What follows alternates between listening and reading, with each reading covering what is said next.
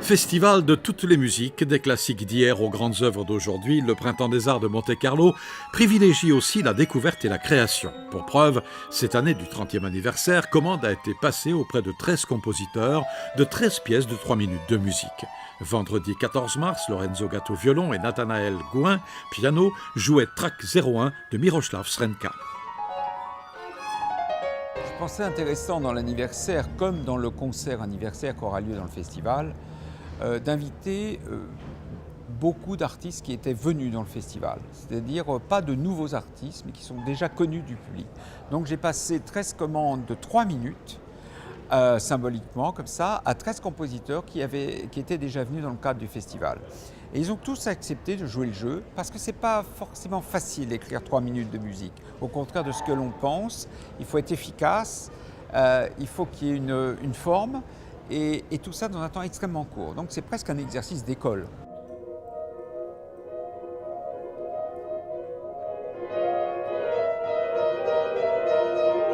Dimanche 16 mars, Nathanael Gouin interprétait les 3 minutes de Christian Loba, Scat, une étude où les deux mains du pianiste jouent la plupart du temps les mêmes lignes mélodiques en octave, comme dans le final presto de la deuxième sonate de Chopin, où la vitesse extrême des traits reconstitue les différentes harmonies.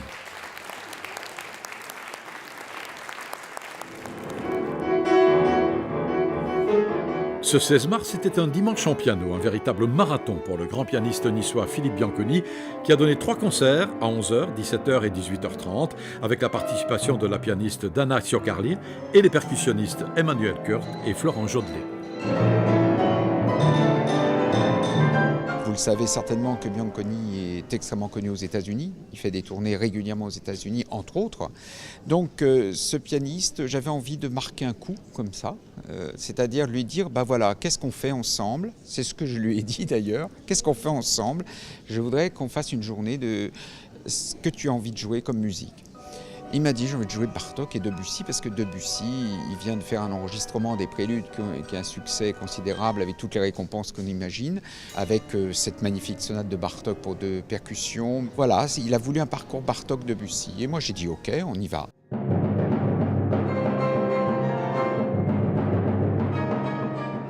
À la salle Garnier, Philippe Bianconi a donné l'intégrale, premier et deuxième livre, des préludes de Claude Debussy, un moment de magie et d'émotion pour le public.